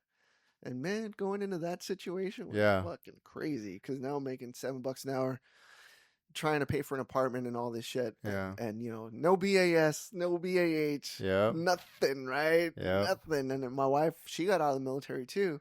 So we're both civilians. She's a personal trainer, and that's all hit and miss. She may train 2 people one day. She may train 10 the next day. Who knows, right? And so yeah, I took that opportunity, and thankfully, 3 or 4 months later, they were like, "Hey, we need a service manager, a service writer," and they offered me a job that was, it was like 80, 90 a year, which was like, fuck, I'll take that. Back in '04. I mean, now that's good money, but back in '04, that fucking felt more like 120, 150 a year or something to me. Yeah. It's like, fuck yeah, I'll take that. And thankfully, it was one of those things where, it's like every day showing up for $7 an hour, and having people like, there's people that are people treat you like shit when you're a reporter sometimes. Yeah. And they're driving a fucking $90,000 fucking SUV, and they pull up and say shit, or kind of look at you like you're a pissant or whatever, right? Takes a lot of pride to, or it takes a lot to not Yeah. be like, fuck you, fuck this. Like, I'm out, just get stank about it.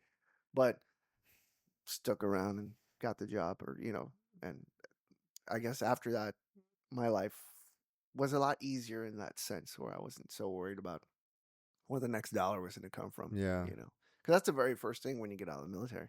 How am I going to make money? Exactly. Right. So, yeah. I mean, fortunately for me, I mean, What'd you do when you got out? when I got out, Yeah. I've been doing this. Yeah. Well, yeah. I mean, it was a bunch of different things. It's everything happened in reverse for me. You did 20? Yeah, I did 20. Okay. Cool. Yeah, so I got out in 2018. Okay. I was about to get a job on base as a contractor, Okay. paying good money.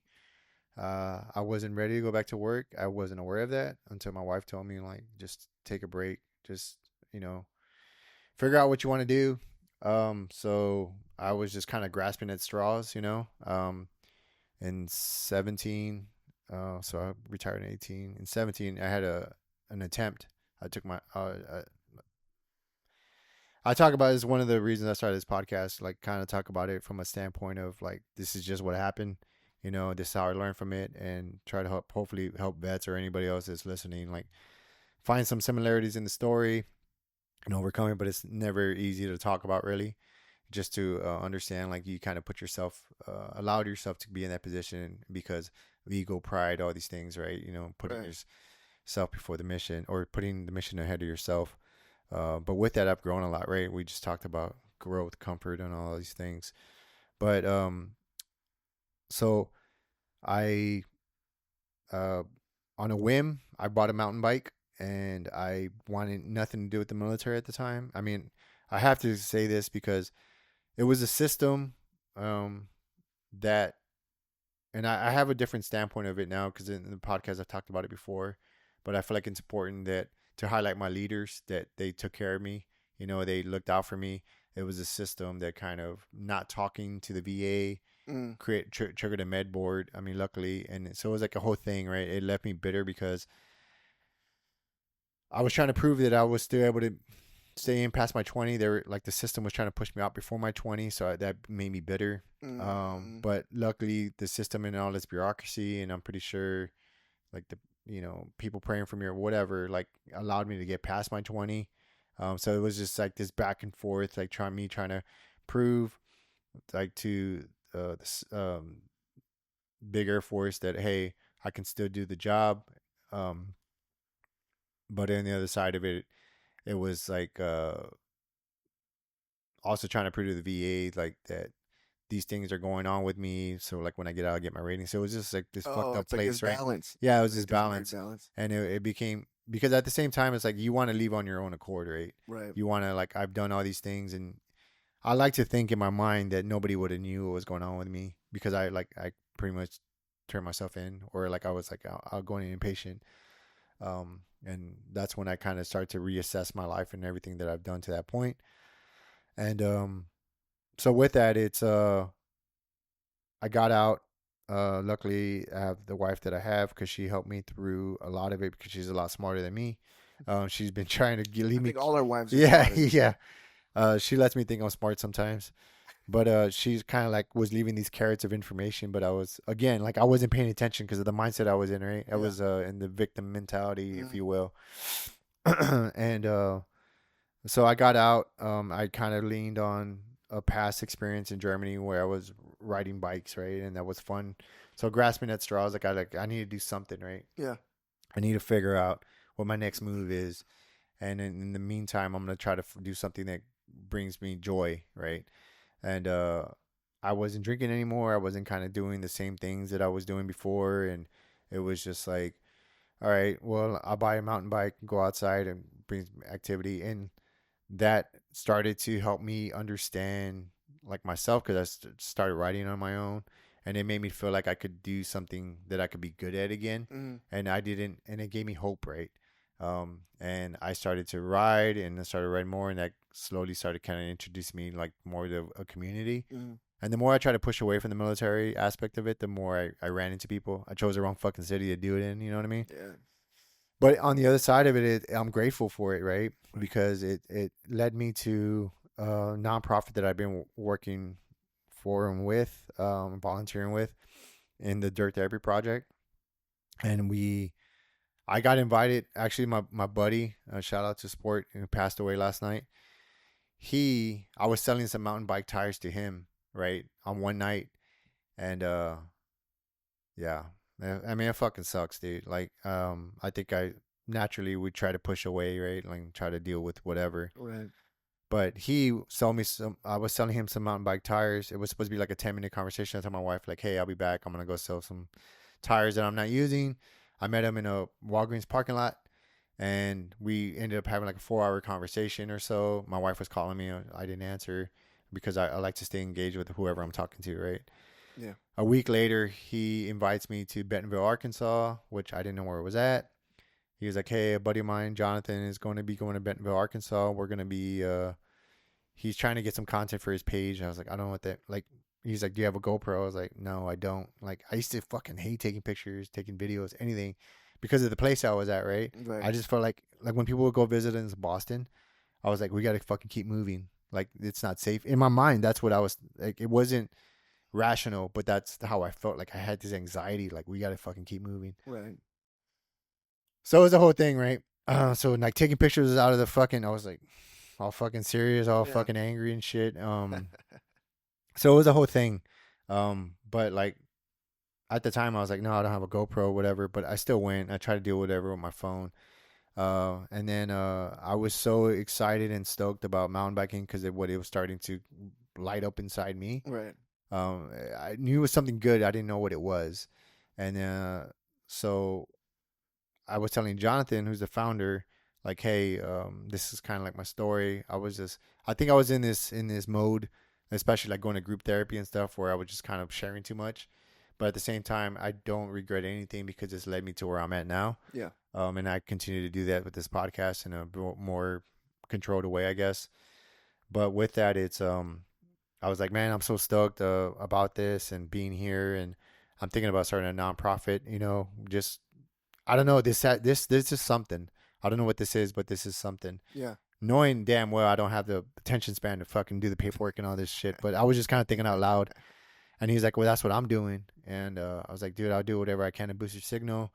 And I got invited to the next trip. I bought like a shitty GoPro, like a GoPro 2. And I didn't have financially, right? Now I'll be able to provide financially, right? Because, I'm still paying child support and all these things, right?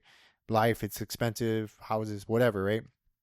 And but it's like I still want to give something back, so I started to create videos for them, and that kind of gave me the artistic capability, and it helped, right? And like to put something together that I'm just trying to figure shit out. Yeah. Shortly after, like on these trips, we got invited to Big Bend.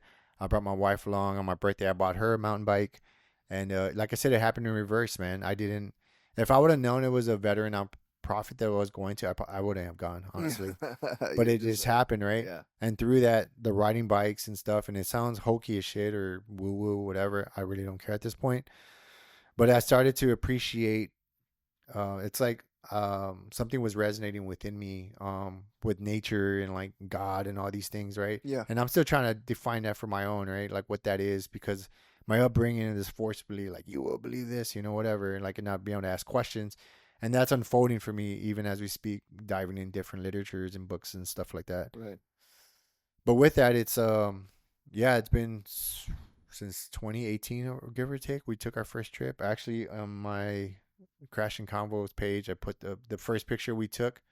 It was us three, me, Sport, that's his nickname, or Kevin, and Jonathan in Bentonville, Arkansas, like on our first trip. And here we are, and he passed away last night at 3:30. That's what I understand. But because of him, I'm in the place where I'm at. And thank God I got to tell him this much, right? When, like before he passed and stuff, I got to go see him.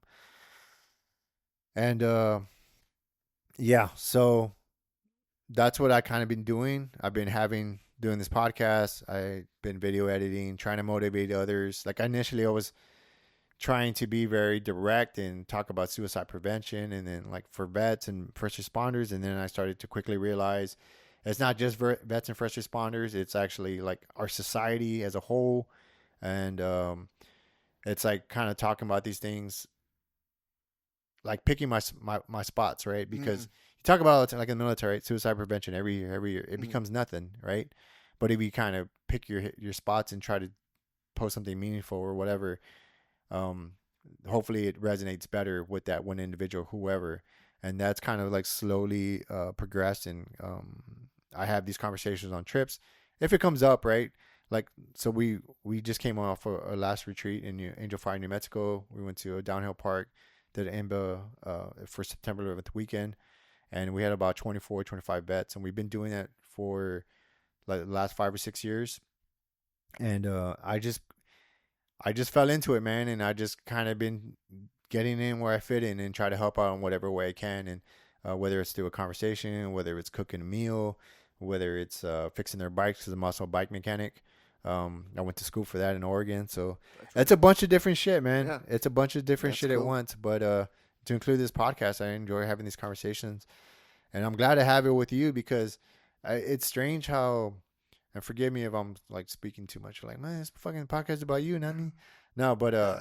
it's interesting because I've been kind of um to some extent like I don't want to say avoiding my past, but it's like I understand who I was then, and I appreciate what I was then, and from all the different reasons, right? I try to give myself some grace about that, but at the same time, it's like it's cool having you on because it's just like a reminder of my past and who I was, but I'm like slowly kind of re uh Establishing your yeah, like what in this place that I am now, yeah. you know what I mean? No, I And it's feel kind you. of, you know what I mean? Yeah, I feel you, dude. So when I that in particular, like I was in the band with Joe and Yeah, Paul was Big Paul was there a lot, and I buddy obviously high school. So when I left the military, I went in essence almost right back to it.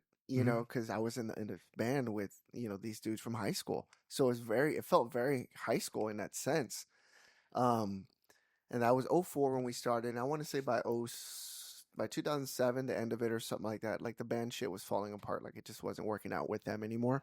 And I moved on and did music shit with some other people, bands and stuff like that, and that was fun for a while. And but I noticed that once I left the band, I didn't go back and fuck with those peeps anymore. yeah, And I don't know, I was like I was a little sour about it, when it was over. In the sense of I felt like I was the one doing a lot of the footwork for the band, like mm, making the flyers, doing the passing them out, going to the clubs and the bars, and introducing our band, trying to take our demo, scheduling the next yeah, our next demo, scheduling our gigs. I was doing a lot of it, and when it was over for me, I was like, I'm fucking done. I'm yeah, done with all that shit. like Like burnt out. I'm fucking done. Like I just want to get in a band, learn the music, play and perform. That's it. I don't want to fucking push any website. I don't want to, whatever. Now there's Instagram and all that other shit. So it when I left it, I left it. Yeah, And what's strange though, that when I do come back to it, I always say like, why the fuck did I leave? Like, yeah, not so much the band, but more my friends. yeah, Um, who was it? David Nodvice's yeah, daughter turned 16. Had a quince. I'm sorry, quince, right? And yeah, I went to that and ran into Paul and Chris Ramirez. I didn't run into Joe, but just a lot of the old heads from back in yeah, the day. And man, like it's like fuck, I fucking love y'all, dude. Like yeah, like not that I never thought I didn't love them, right, but it was just like I missed. It's like that love had been gone for so long, yeah, and now it's back, and I can feel it again. It's like, oh man, it's so cool to feel, have that. It may, it's like you remember. It's not like you remember who you used to be. You still remember who you yeah, are, but it's only a part of you. It's like, hmm oh yeah, I'm become other things since then, right, but I love remembering where I came from. yeah, I'm like, fuck yeah, because I don't know, man. Everyone has their own life experience, but I like mine. yeah, Like it. My life was good. It was fun. That time in my life, especially like with the band and shit, yeah, like some of the most fun years of my life. There's nothing like performing a song and having 200 people sing the songs with you. Yeah, And man. they're your songs. Now, I'm not talking cover songs. I'm talking our fucking Yeah. songs. It's nothing like that. There's nothing like that feeling. Yeah. Yeah. It's kind of cool. I know. I was in the crowd some of those I know, times. dude. Yeah. My wife was asking me, about the podcast, and I was telling her what I knew about it, like the Yeah. cause and stuff. And she's like, "How do you know this dude?" I'm like, "Actually," and I might be wrong, but we weren't in the same class, right? No. You were I one or graduated in two, 97. 97, so two Yeah. classes. Yeah. So I'm like, it's with this dude, and I can't remember whether we didn't graduate together, but it was one or two classes. Yeah. Tell my wife about it or whatever. And anyway, so we kind of got about it. And I was telling her, yeah, it's like fucking high school days. Like, Yeah. it's so fucking like it feels like a long time. It did. now. And it is. It's like a lifetime ago or a couple lifetimes 30 ago. years ago now. Yeah. Like, I graduated at 95, so next year will be 30 years Yeah. since I graduated. It's crazy. Yeah, It's is. crazy. It moves exponentially faster too. It does. That's how I feel about it. And I mean, with that, it's like, yeah, and I feel the same way, right? I don't know why. And I think a lot of it is like or I'll speak for myself. I focus on a lot of the shit that I'm not proud of, right? And it's like I wasn't ready to face that version of myself, Yeah. But at the same time, it's like that's growth, right? It's like you were talking about earlier, right? Like seeing old art, right? That's a version of you that you kind of left there. Right. And now you can look back at it like, fuck, I fucked up there. I fucked up there. Mm-hmm. But for me, it's like, I'm not focusing on all the positives of it, right? Or the growth that I've come to this point, right? And with that, it's like, as I'm saying this, I'm kind of understanding, like, I need to reconnect, right? With like Chris Guzman, like all the boys, right? And just kind of just reconnect, Yeah. like see where they're at, what's up. And Yeah. I'm still like, and it's interesting, like when you go back around family, right? Your older version of your family version comes out, right? And you start speaking Spanish or whatever, right? It's just, you just kind of fall into that. Mm-hmm. And it's, I hope it's the same thing, right? And because I have nothing but love for the guys and everything that I've like grown and understand myself to this point, because it's created who we are to this point, right? Yeah. It's just I just haven't done it, but I need to. You know what I mean? It's good too. Yeah, it's good to. Yeah, I think Yeah. so. I mean, doesn't matter which situation you're in, it's good to. Yeah. I think people only want to see other people when they're up. If I'm doing good, that's when I want to go hang out with these motherfuckers, right? But if I'm doing bad, I don't want to go fuck with these dudes because they're doing good and I'm not. I think that can be a mentality that'll cause you to avoid, hanging out with a certain type or whatever. Yeah, yeah. And it's just it's like it's because you in your head, like you're letting yourself down, but you're not letting those guys down. Yeah. Just go and fucking be you. Like, Yeah. like that. They just want you there. They just, you know what I mean? Yeah. They don't need to see that you're doing so, this or that. It's just your presence. It's dope, And for me, I think it's more so like it's not necessarily this or that, like being up or down. It's more for me, like, I'm afraid. It's the same way that when I stopped drinking, right? I was like, can I still be that same person, right? Because my alcohol kind of, the lines are blurred, right? Like identity wise, right? And so it's like I know I can go and have the discipline to not follow those old habits, but at the same time, I'm a little afraid, if I'm being honest, that I may and like kind of erase everything I've done to this point. Does that make sense? Yeah, but it's not possible. Yeah, that's true. Like it's just I think if anything, you'll grasp moments of a certain mental set, like, and maybe play in that mental set. But I think you or I at least, like, I think I put in too much. Like the new me overrides the old me. Got you. 100%. So I can go right back. If the projects that I grew up in were still up, I could fucking walk right up to that door, and none of that old me would come out. Of course, the old you would feel it. Right? Yeah. Like, I'd probably fucking cry. Like, fuck, I grew up here, this rat. Yeah. But yeah, man, we're supposed to grow, and if you don't, I don't know what the fuck. Yeah. Like, I guess you're happy in your little circle, and whatever. Yeah. But I don't know. Nothing wrong with having your Bud Light lifestyle. Yeah. There's nothing wrong with that. Right. It's just not for me anymore. Yeah. It's just not for me anymore. Like Yeah. I don't like going out, going to be seen. You know, that shit kind of gets old for Yeah. everybody, right? Like, you know, Well, at least it should. Yeah. it Well, should, like that lifestyle. yeah. Like I don't know, like if I go to a bar right now and see a 70-year-old dude sitting there, is it likely that he had a super productive lifestyle and has done these things and loved by many?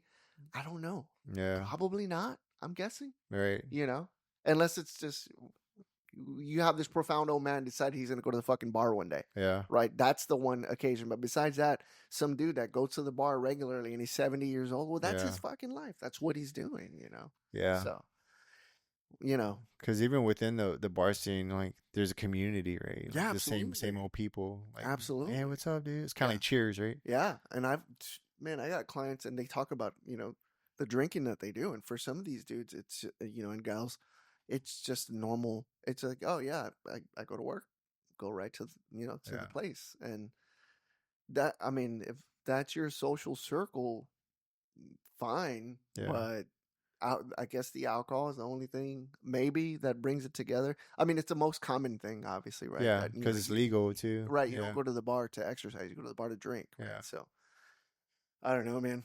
Like, that's why I have my couple beers at home. Get my little buzz hanging out with my 4-year-old. You know, it's so much cooler to play Hot Wheels, like when you got a little buzz. Yeah, man.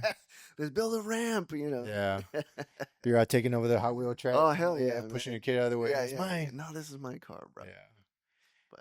But so what plans do you have going forward for your shop, or like do you? So we just moved. We were on San Pedro. We moved several times. It's always a thing.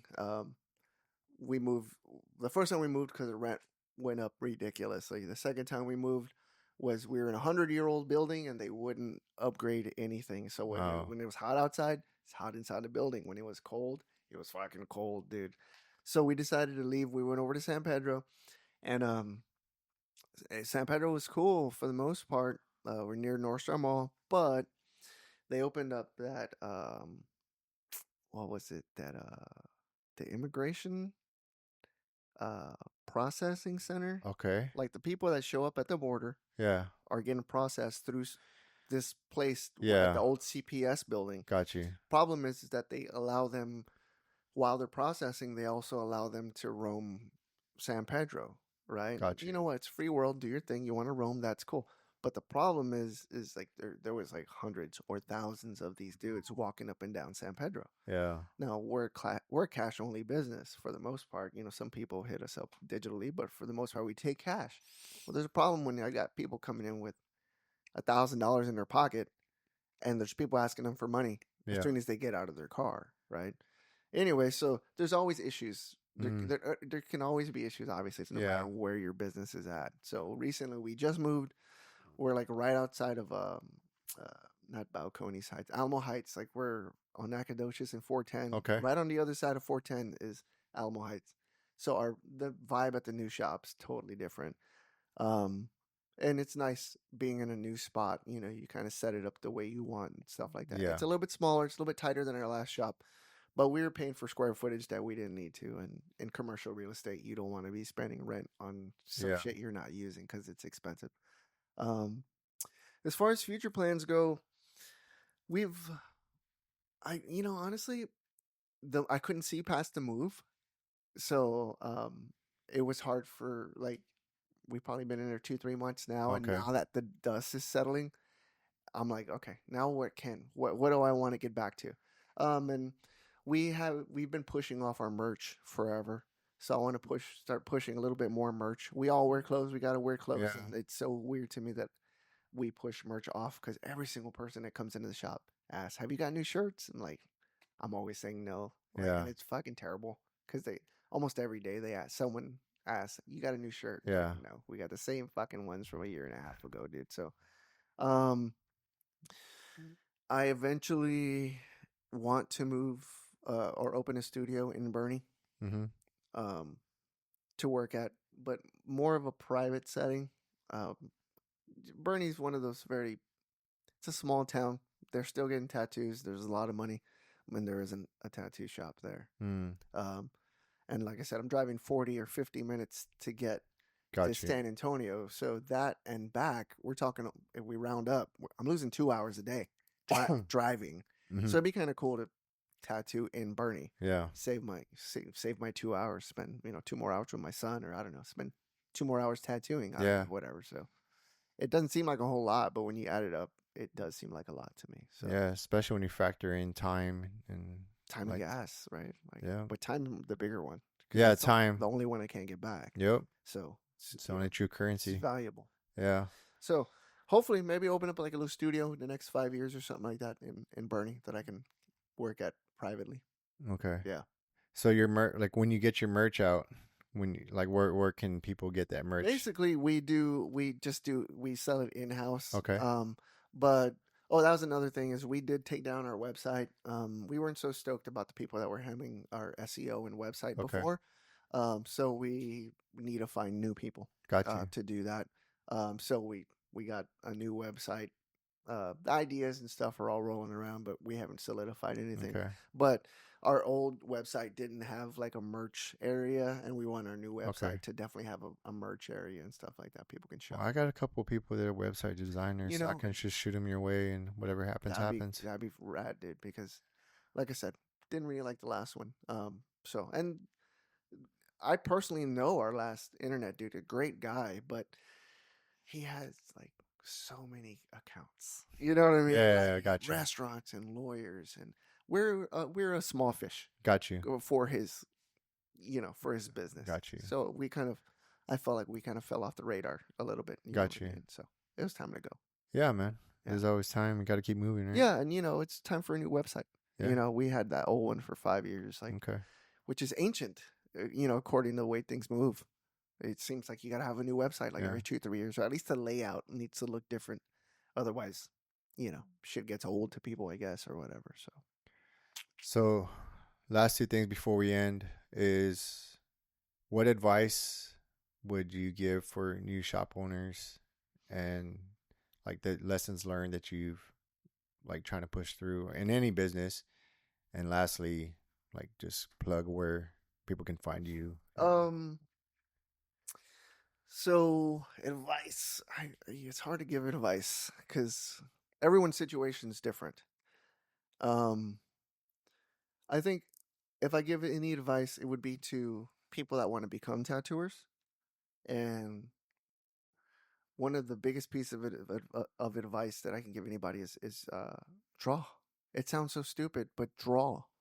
Like, there's so many people that, oh, dude, like, oh, you do what you do. Like, yeah, I fucking draw, though. Like, it's inglorious, and you don't get any props. But you have to get used to that. Because that's what most of tattooing is. It's inglorious. You sit there alone. And it's like, well, how the fuck does that make any sense? You have clients every day. That's true. But if my client doesn't get there until 2 and his session is over at 6, I got hours of tattooing. Mm-hmm. Or I got hours of prep time, drawing, stuff like that. I don't do that with my client. I don't do that with anybody. I do that by myself. Yeah. So if you want to become a tattoo artist, and specifically, start drawing. And if you in a month you find like, I stopped drawing. Well, then you don't want to be a tattoo artist. Yeah. You know what I'm saying? How can you say you want to do the thing when you don't even do the thing? That doesn't make any sense. That would be my first piece of advice. And my second piece of advice is be prepared to fucking get let down. Like, you're not going to walk into your favorite tattoo shop and walk in with your pretty little fucking drawings, and they're going to be like, oh, you're the greatest, let's hire you. It's not the process. First off, you walk in, you have some talent. They're like, oh, cool. Have I tattooed you? And of course your answer is no.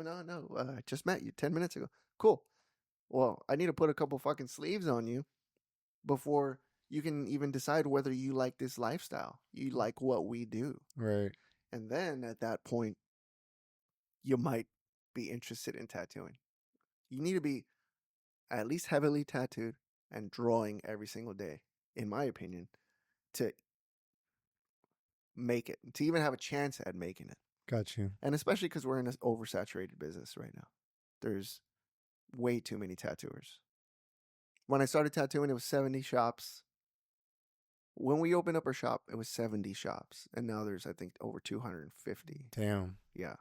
And there aren't any more clients where, San Antonio's grown, but not the way, that's grown. So you have to be a standout now. Like, it's hard for new people because there's, besides your internet hype and all your friends hyping you up and telling you that you're dope, like, what else do you got? What else do you have? You don't have much. And yeah, you can try to sell sexuality or whatever your gimmick is in order to get more people in your door, but that isn't going to bring you any fucking respect. Yeah. Not even from those clients, so it's interesting. So yeah, I would say draw a lot, be prepared to get to be let down. It's because there's a lot of negativity in the tattoo world. It's a tough world to be in for sure. I was gonna say one. What the fuck was I gonna say? I don't know. And then yeah, pretty much just have JakeValdez.com, Jake Valdez on Instagram, and I don't push my Facebook. More personal, type of page. What about FleshElectric? FleshElectric Studio.com. Our website should be up soon, and I believe we're FleshElectric Tattoo on Instagram. Okay. We don't do TikTok. We haven't jumped on any of those. We're kind of old school in that sense, which is actually kind of drawback in the sense we should have made a TikTok forever ago. Yeah. It draws back to getting comfortable where you're at, right? So, yeah. Anyway, but that's the easiest way to find me. Come see me at the shop, man. Like, it's one of those. We can converse over DM, and that's one thing. That's one level. But coming and talking about the tattoo and having a conversation, that's a totally different consultation than sending me, hey, I want a dragon on my arm, and me saying, cool, when do you want to get it? That's kind of fucking boring. Come to the shop. Let's chop it up about a tattoo and take it from there. So that's how I recommend doing it. The old school way. There you go. So I need to go check out the shop too. I haven't been there yet. Come see me, man. Yeah, especially when you found appreciation for your passion, your art, and I mean I appreciate it like virtually, but like just because I draw a little bit, but nothing on your level. And then secondly, like having this conversation. But yeah, man, I appreciate you. Earlier you were saying something, and this is obviously we're about done. But no, you're good. You're talking about creativity, and right now you kind of threw it out there, saying that you're not as creative as me, but you are, and it's different. And I hear this all the time, and I read this in a book recently that Rick Rubin's book. Okay. Can't remember the name of the Atomic Habits, or is that Rick Rubin? Maybe that's Jordan Peterson. Maybe, but he basically said that we're all creative. Like if you decide you want to take a different route to work, you'll find a different route to work. If the dog decided that she's going to start peeing at the front, stairs, you would figure out a way in order to make that stop. That takes creativity. When you're cooking your next meal, if you're tired of having this, you're going to give it a splash of this instead. Yeah. That's creativity. Putting together the outfit that you're going to wear for the day, or the way women comb their hair for the day, or the makeup that they wear. That's creativity. That we all are required to be creative throughout our day, but we don't appreciate our own creativity for the most part. And I think that people often bring themselves like it's almost like a mentality. Oh, I'm not creative, but you're creative. I'm like, no, that's bullshit. I'm creative on screen. I'm creative because I have to be. I have to show this. Right. But you can't show. Yeah, it's hard to show if you're going to cook your food different. Yeah. So it's different. I'm forced to show my creativity all day long. So I give the illusion of being more creative. But I don't think that I'm more creative than anybody else. That's fair. Yeah. So there you go. Yeah, man. So that was a creative way to put that. Thanks for having me on the show. Yeah, man. man. It was super fun, dude. I'm glad you enjoyed it, and look forward to having you back on. And if you guys are listening, this is going to be available. I say this all the time, but I just want people to be aware. It's streaming on all platforms: Spotify, Apple, Pandora, etc. It's also on YouTube. Thinking about going on Rumble, but it's just one more thing to maintain and one stop. Like, I'm the only dude here, so that's I'm doing it on one man. Yeah, one man. Yeah. You're doing a great job, dude. Thanks, man. Yeah, dude. Appreciate it. Yeah. And thanks for coming on. Thanks for driving all this way. It's probably took you like 2 fucking hours. But... It's an hour away, Bernie. I took the scenic route. So, nice. I like that route, dude. I love it. Yeah. Yeah, but yeah, man. Thanks again for coming on, and thanks for everyone listening. If you feel like this will help anyone, our conversation, or just enjoy it, please share this with a friend or family member, and just keep those conversations going. And if you think you have somebody that would be an interesting conversation, shoot it my way. Appreciate your time and your energy, and yeah, and your presence. Thanks, guys. All right, man. Out. That was fun, dude.